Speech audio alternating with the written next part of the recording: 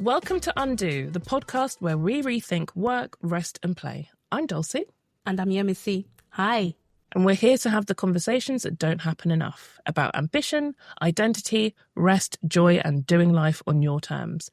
So if you're done shrinking, settling or running on fumes, you're in the right place.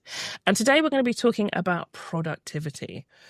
Specifically the trap that so many of us fall into when we equate being busy with being successful. So we're going to look into how the cult of productivity took hold, how we loosen its grip, and what working smarter might actually look like.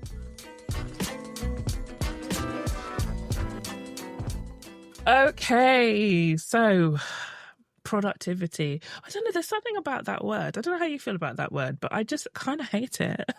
Productivity has been gentrified, just FYI, but carry on.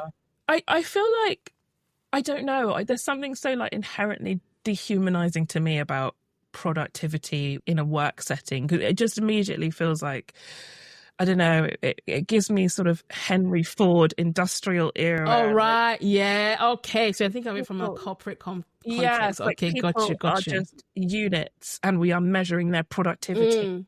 And when they fall under a certain, X per Y, it's time to switch it out and, get a new unit to be productive. And I think how that's almost like, like the corporate view. But then how we've internalized it for me, like individually, is I've got to be busy. What is that Lewis Carroll book? Alice in Wonderland. Alice in Wonderland. It gives White Rabbit energy. Like, come on.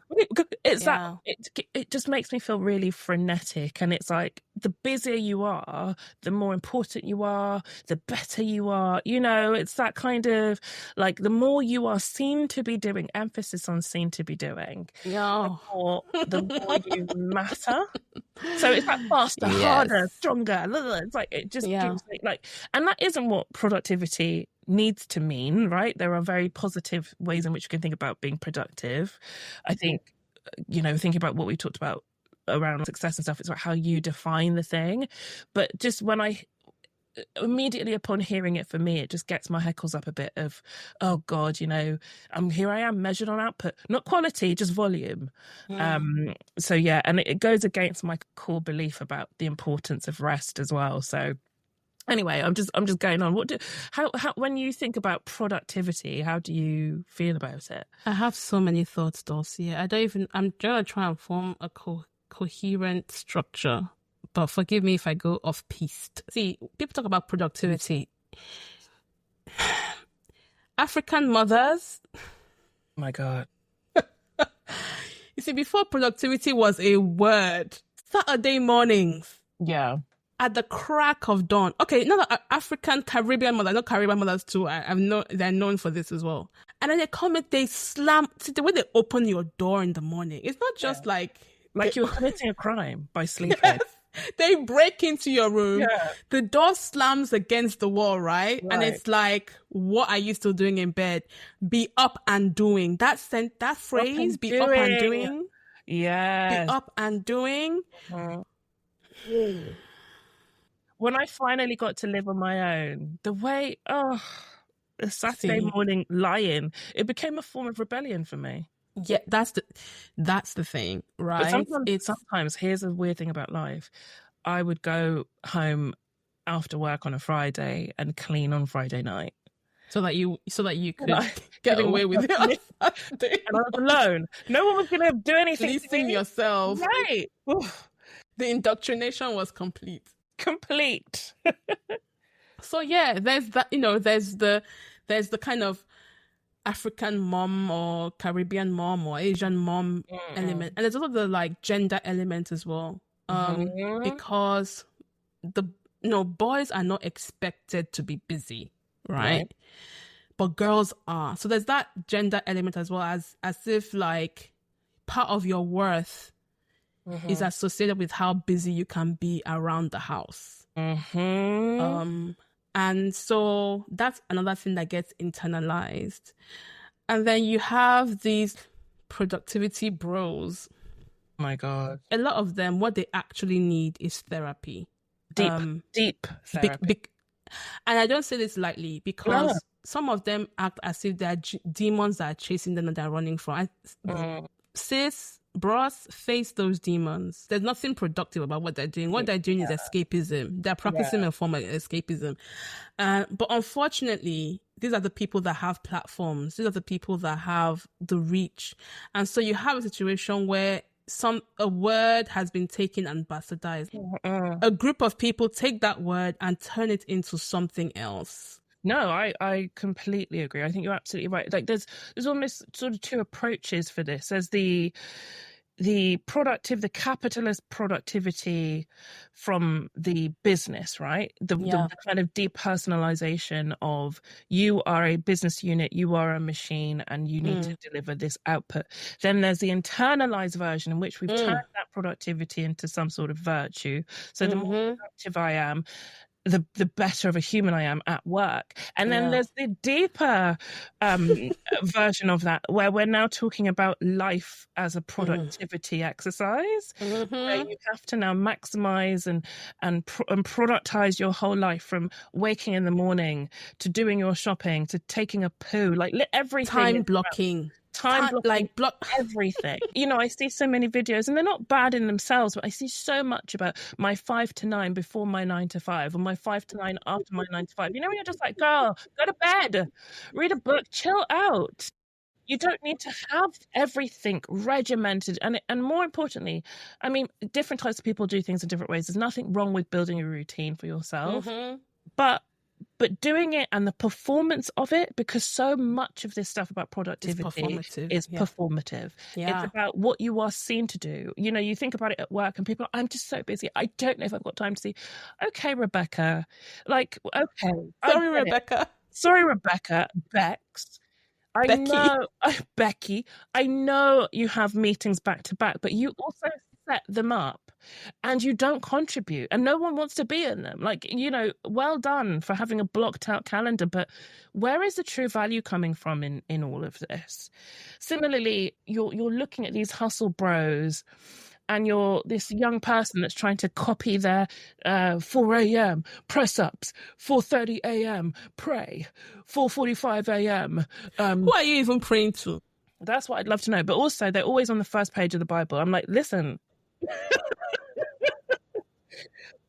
I swear, every time I've seen one of these videos, like, at the beginning, like, they then all say, like, oh, journal, but they're always on the first page of that notebook. I'm like, why do you never pass the first page if you're doing this every day? Because you're not doing this every day. You're not doing this at all. So it's so performative. It's so fake, whether at work, whether in life. So much of the productivity performance, capital P's here, the productivity performance is exhausting, and it's also a really nasty tool for people to feel like they don't measure up. And I think that might be my biggest issue with all of it, is because people are trying to use the productivity performance as a demonstration of their own virtue or their own superiority. Unfortunately, it's making people feel, who aren't doing things in that way, that they are somehow less than. Which anyone listening who feels like that, I can promise you, you're not. You're not. Okay, absolutely not. Figure out our ways to do things, but it's not about how busy you seem to be. It's not about how much you're producing. Really focus on things like the value. I remember a previous episode, define success on your own terms. Those people have chosen to define success by how productive they are. Yeah. And that is they look. Oh, thank you. How productive they look. And that's the onus is on them to do that. That's their prerogative. You can define it you don't have to subscribe to that notion. No, you really don't.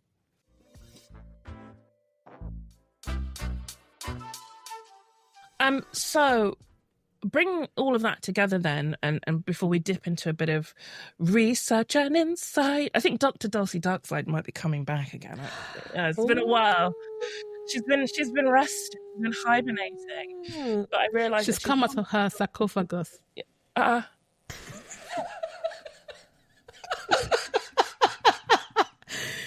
That's how I imagine Dr. Dulcie Darkside coming out, like some vampire, like rises, hands crossed over her chest and just coming straight up. Her core game is on point. Pilates, right? Like no, like just uses her core strength straight up. Some mist around her. I love it. There we go. And then she steps out, and then there's like an eagle waiting for her she wears her lab coat. Yes. You know? Oh, yes, it throws it down. It's straight onto her. Yes, okay. I see. Yep. And then, you get it. Like, you see the picture I'm painting? Yeah, I didn't know she was like an ancient Egyptian doctor, but I actually love this. Yes. Uksunamun, or whatever they said in Mummy. So, bringing together, what we've been saying around this productivity piece then, I think where we fall into this tricky spot, whether it's coming from childhood influences, culture, society, work, rubbish influences, this idea of productivity being a way of measuring your self-worth is really dark-sided. Very problematic. Very problematic. And then this attachment that doing equals deserving. It is that real, like, if you're resting for what? What have you done to deserve rest? Oh, the way, the passion inside me to divorce entirely the need or the belief that you have to deserve to rest. And I'm trying to live it. It's hard though, right? It's really, really hard to reprogram yourself. It's an uphill battle. Let me be frank with you, because it's a daily battle. Yeah. You have to choose it. You're right. Every day you've got to make that choice for yourself. But the reality is you don't need to deserve rest. And constant output, trying to live at this level all the time. One, it's not even possible. But even if you did, let me be so honest, you're going to burn out. Burn out. You're going to break down. Yeah, you're going to have serious decision fatigue, and your work is going to become pretty shallow and crap, to be honest with you. The actual value of your output will degrade over time. You are a human. You are not a machine. Even machines need downtime. A car needs an MOT. You can't just run and run and run and run forever. Like, that's not possible for machines, much less for humans.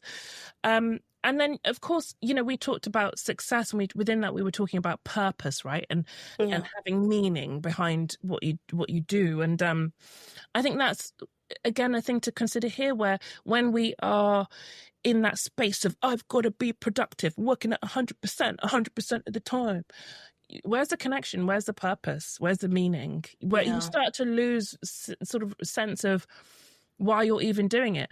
To just make it a little bit personal, as you well know, I took a break from work not that long ago, because the first few months it was boom, boom, boom, challenge, podcast, courses, website, blah, blah, And it got to the point where I was like finding myself in this routine: record, edit, create, record, edit, promote, record, and I was like, and I got to a point, I was like, what am I actually doing? What am I doing? I'm trying to do something for myself, and finding myself in the same patterns for when I was working for someone else. The call is coming from inside the house. Yeah. And actually taking that break and stepping back and just sort of giving myself space to reconnect with my purpose and my truest desires, my values, all of that meant that I could come back stronger, but also come back with a lot more intention, with rest baked in, like thinking strategically about my ups and my downs, like when I will be more productive and what I'm willing to do to be more productive, and when I can take my foot off the gas a little bit, right? And actually having that pre-planned, because listen, I can't work against my type. I am a planner extraordinaire. I am a type A in recovery. I can attest to this, guy. Okay. So I still do things in a certain way, but I have to also make sure I'm looking after myself while doing it. So it doesn't mean that you become a lazy sod. It just means that you start to think about when am I at my natural best? And this is stuff we've talked about a lot in season 1, when we talked about knowing your body, your chronotype, all that sort of stuff, right? So you can go back and listen to it. But I think, like Yemi, you've already said it, you have to figure it out for yourself. Don't get sucked in by what a business or a bro is telling you productivity is. You need to work out what your natural best really looks like and go from there. And if you want to be a lazy sod, be an intentional lazy sod. Yeah. Like, I am being a lazy sod intentionally. And I choose it.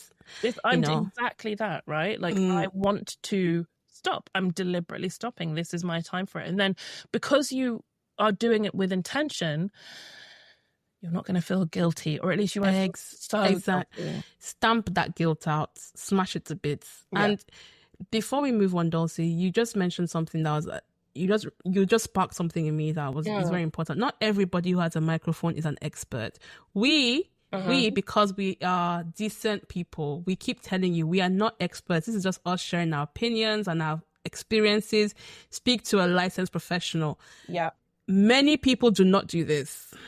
Okay? Many people with a microphone come and put on this expert vibe like they know exactly. No, they don't. And so try and exercise some discernment as well. Check their credentials. Do they have anything to back up, these things that they're saying? Is that, scientific evidence for it? And even if there is scientific evidence for it, does it work for you? Yeah, exactly. Discernment is so important here. So think about it in the context, through the lens of things working for you. Well said. Absolutely, absolutely. Let's take a quick pause. If you've been listening and quietly thinking, yeah, I am deep in the productivity trap, you are not alone. But I've made something for exactly that. The Work Rewrite is a 40-day audio course to help you reset how you work without burning out, overcommitting, or tying your worth to your to-do list. It's short, grounded, and genuinely transformative.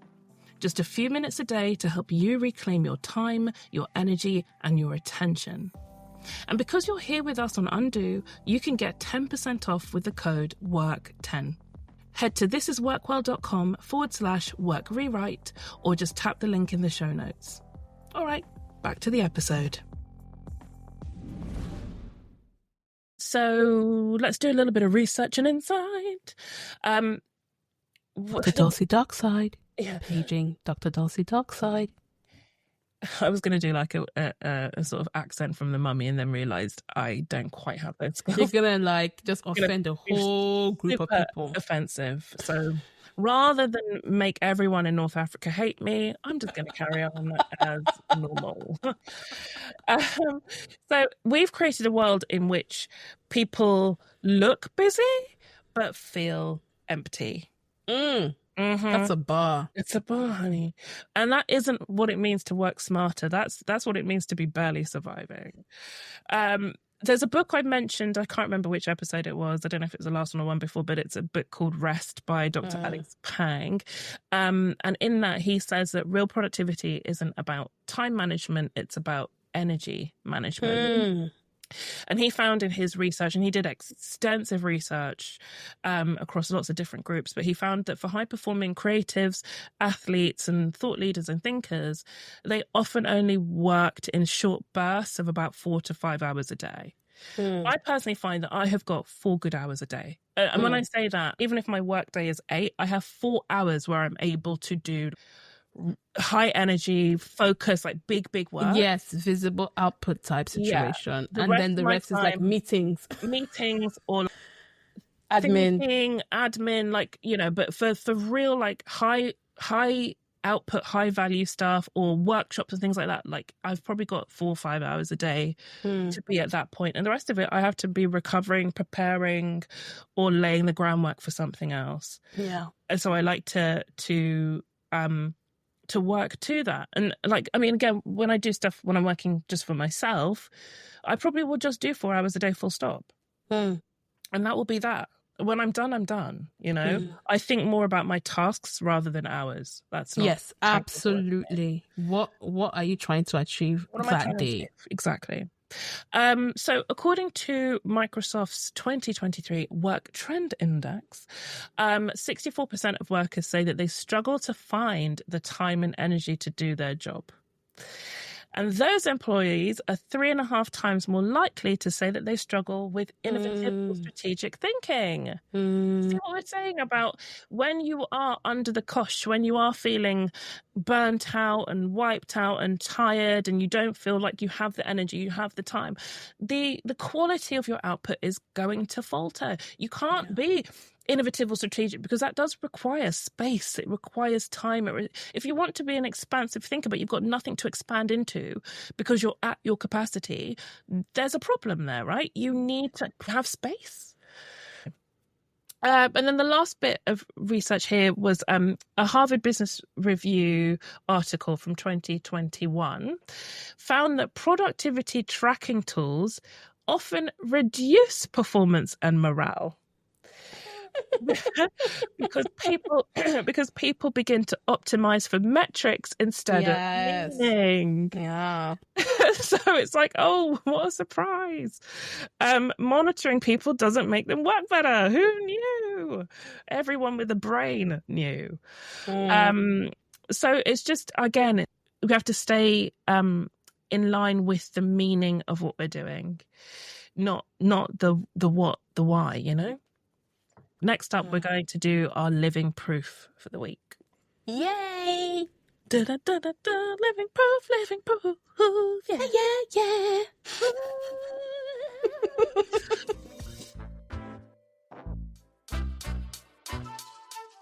So, living proof this week is not a person, actually. It's a concept, yeah. Okay. So it's about the 4-day work week. Oh, inject it in my veins. Yes, whatever it is you're about to say, yes. It was such an intense reaction to that. I love that. So the hypothesis here is that we've been solving for the wrong problem, right? It's not about fitting more in. It's about making room for what matters. So in the UK, in 2022, they started the 4-day workweek pilot. Over 60 companies gave thousands of employees a full extra day off a week with no reduction in pay. So what happened? Productivity stayed the same, or in some cases went up. Why is that? Because people were more focused, less stressed. They had more time for their families, for hobbies, for their health. Yeah. Who knew that happier, healthier people did better work? Anybody with a brain, okay? Sorry, that feels like my answer for everything. Who knew? Anyone with good sense. Good sense. And here's the kicker. 92% of the companies that did that 4-day trial kept it going after the trial ended. 90 what now? 92% of the companies that did the trial kept with it. They're still doing it. Oh, good on you, UK. Yes. Okay. There is. I think I'll put a link in the notes, in the show notes, for the results. They've done. They did a study and talked about the results and stuff. It's really interesting, and it's a fantastic example of what can be done if you actually go for it. And the businesses haven't lost out, right? So even if there was a fear, this is proof positive that you're not missing out. If anything, you're getting more bang for your buck. Bang for your buck. Bang for your buck. So there you go. That is this week's living proof to bring to life. Oh, I love that. So if there is one thing that would be great for people to take away from this episode, it's this. You were not born to be efficient.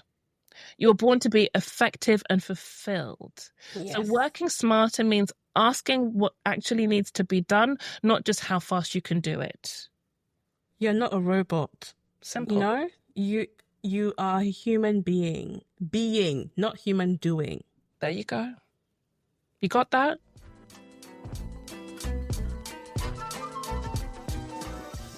So we can't leave without doing our undo. Yes. Okay. I know we are now 3 episodes in, but I still get really geeked out about undo.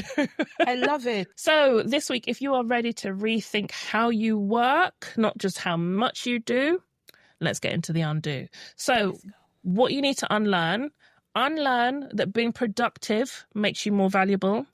It doesn't. Okay, it really doesn't. Unlearn that rest has to be earned. Bin that too. And unlearn that if you're not busy, you're falling behind.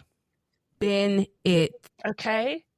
Just bin it. Make like Oscar the Grouch. Put it in the bin. That's for all the millennials out there. See, you get it. If you know, you really know. So to reflect, if you want to sort of reflect more deeply on those unlearning points, think about, when do you tie your worth to how much you get done? Just notice it, right? Make note of when you're attaching those things to each other. Think about what it would mean to believe that your value is fixed. Even on a slow day, your value is great. You are fabulous no matter what. No matter what. You are fabulous because of who you are, not what you do. Perfection, okay? And then think about what kind of work actually makes you feel alive, not just exhausted. Oh, and do more of that. If you can, try and do more of that. Yeah, feed what feeds you as much as you can. Exactly. And so just really, notice when you feel like you're working to prove something. Not because it means something to you or it's important to you or whatever, but just notice when you're trying to prove, I'm busy, I'm doing this. And just consider what would happen if you stopped doing that. Okay? I know Will the world end? I'm picking at you a little bit here, screechy, but just notice. So I'm not trying to give you a baton to hit yourself with. No, absolutely not. Judgment-free zone. Judgment-free zone, but just some opportunities for reflection. And then it's not just about unlearning things. We want to replace it with doing new stuff, okay? So try a gentle experiment with working smarter this week. So that might be that you want to block time for deep work. So you're like, I've got a couple of hours. I want to do this. I'm going to protect my time. I'm going to, put it in my diary so that no one can send me things. Or I'm going to turn my Slack or my Teams off in this period. So I have protected time to actually do this thing that I really want to do, that I actually get something out of doing it. It might be, I'm going to take a proper lunch break. I'm not taking my phone. I'm not working from my desk. I'm actually going to go and get my food and sit down somewhere and eat it and breathe and just be present in that moment and not allow the pressures of work or life or whatever to impinge on this moment when I'm just trying to nourish my body. Yeah. It might be saying no to something that actually just doesn't need to be done. Okay.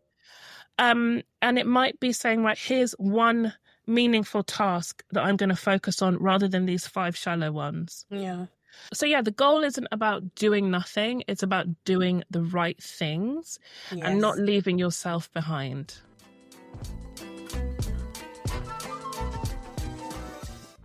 So if you want to explore this more, here are a few books that we recommend. I think one I've talked about before, Rest by Alex Pang. Yeah. It's, really good case for how we incorporate rest into the work that we do. I've already said that there's some elements I don't really agree with around like wake up at 5 a.m, blah, blah, blah, whatever. Some of that stuff, it might not be for everybody, but there's some really, really good research in there. It's rooted in neuroscience. It's really readable. I'd heavily recommend it. Another one which I'm recommending lightly, because I think it can lean a bit into the hustle bro type thing, but there's some good stuff in here. I think maybe it's one I say doesn't necessarily lean into it. I think it's been bastardized a little bit by those types, called Essentialism by Greg McKeown. And that really is about cutting through the noise and focusing on what matters. So it's doing less, but doing it better. It's a good book. It is a good book. But again, it's, with all these things, you take what feeds you and leave the rest. I think Usher had that song. You can eat it or throw it away. Eat it or throw it away. Do what Usher said, okay? Whatever you do, don't let it burn, okay? I love it. I could do Usher reference. I could do a day filled with Usher references. Like I'm so ready for that. That man is a real life legend, honestly. He really is. And then the final recommendation, probably my favorite of the bunch, is a book called Do Nothing. Even though I said the goal is not to do nothing, but read the book. I love it already. My goal is to do nothing. So it's written by a lady called Celeste Headley, and she really is taking on hustle culture and it offers a reminder that life is not a to-do list. It's a really thoughtful read. It's quite funny at points as well. So that's the final I'll look into it. So I think that might be us. Are we ready to wrap it up? I think we should.